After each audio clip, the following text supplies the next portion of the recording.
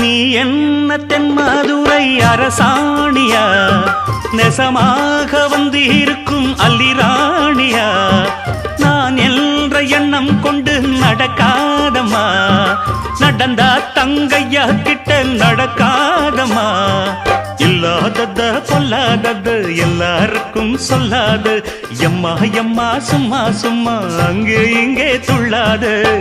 பெண்ணாக வந்தாலே பெரும்பாகியம் முன்னோர்கள் சொன்னாரடி ஒரு வாக்கியம் வாயாடியே போல பெண்ணாலே பெண்ணின் புகழ் மங்கும் தன்னாலே பாட்டு படிக்கும் குயிலே பாட்ட நீ பாட்டு ஒயிலே